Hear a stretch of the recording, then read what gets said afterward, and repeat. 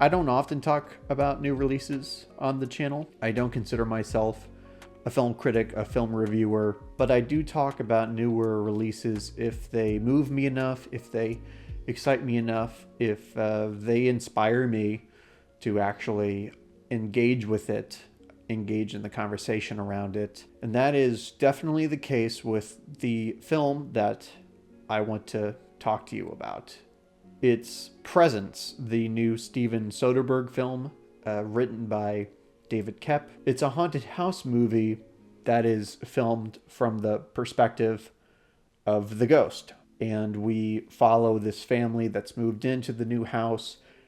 The family's rife with tension. The teenage daughter had a friend who died. She has an intense sibling rivalry with her older brother, who is the favorite of the family, and their mother really adores him, singles him out. The mother is played by Lucy Liu, by the way. She's the biggest name of the cast. And it was pretty cool to see her do a film like this. I don't think I've seen her do a horror film or do such a small production. Right off the bat, Steven Soderbergh is one of those directors that just excites me. I don't always love everything he does. He's a very experimental director, but he's also very prolific. He likes to work a lot, likes to put out a lot of projects, whether that be film or television. And that just means that he is one of those more hit or miss guys where not everything he does is going to work. By his own admission, he will admit when a project of his doesn't land with audiences. But he always presents himself with a challenge that clearly engages him to the material. And in this case, obviously, that challenge is watching this whole thing from the perspective of the ghost. I'm not going to bury the lead here. I'm going to just say that I thought this was a really moving, sensitive, intimate, tense, and eerie film. It was something that affected me far more than I expected. I was intrigued by the premise. I was intrigued by the gimmick. That's what people are calling it. But I was hooked instantly because of the really tender, beautiful score.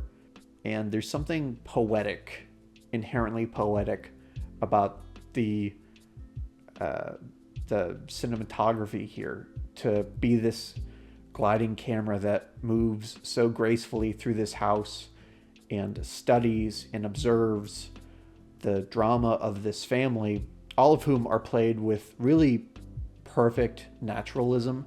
The kids here, the teenage actors, aren't getting enough credit, but they really sold me on their characters, which is so hard to do for teenagers, for younger actors. Lucy Liu, again, it was just great to see her in a picture like this, but I have to single out the dad. I do not know the actor's name, but he was an especially endearing character. And he has one scene with his daughter. I'm just going to say that he's explaining why he gave her the middle name Blue.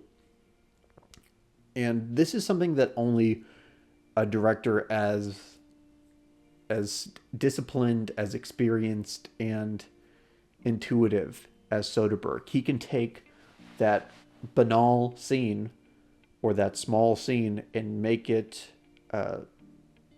so rich with emotion. The reason I'm starting off so heavily with all of the ways this film moved me and where I think the true power of Presence really lies is because I'm hearing a lot of complaints from people, from online critics, particularly people in the horror space, because people are complaining that this was marketed as a horror movie and they did not find it scary. They did not even see the attempt to be scary in a traditional manner. And some people are aggrieved at that. They are resentful of the film, or at least the marketing campaign. And I'm just seeing a lot of cold water being thrown on the enthusiasm for this movie that had brewed because of Soderbergh's involvement, because of the unique device. I've also heard people diminish the device here down to being just a gimmick, and that's something that Soderbergh's been hit with a lot. You know, he has filmed movies with an iPhone. He's taken a really idiosyncratic approach to material that could be straightforward. I'm not saying Present is a perfect film. It demands your patience, so I get the complaints, but what I really want to emphasize about this movie, and the reason I think it is so special, is that it is something that only could be done with cinema. Most film school take that you'll probably hear about this movie, and I'll own it, because more than anything, I saw this movie, this story about a ghost haunting this family, and we're watching it through its eyes.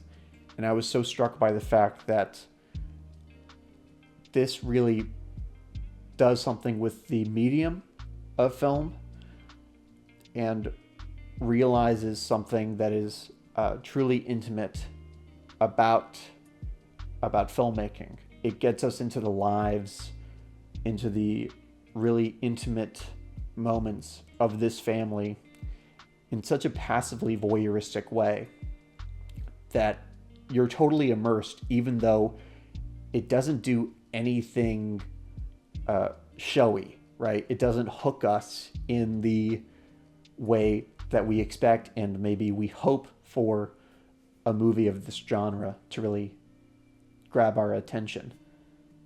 It was an unassuming film. I didn't know what I would think of it, but by the end, I was so drawn to the character's world, even though on paper, I'm not sure how compelling these characters are on their own. But that is something that Soderbergh really does, and this is something that proves his genius in a really subtle way, that he does take these normal characters, even though they all have their own baggage, but he takes the normalcy and he really imprints that on us in a way that makes those characters feel alive and real and immediate and sympathetic. So what I want to stress more than anything is that Present is not a horror movie. You don't have to watch it like that. I did find it tense. I found it eerie. It did not make me jump out of my seat, but it unsettled me. But let's say you don't go to see it because you want a Paranormal Activity 7 or 8 or 9, however many of those movies there are by now.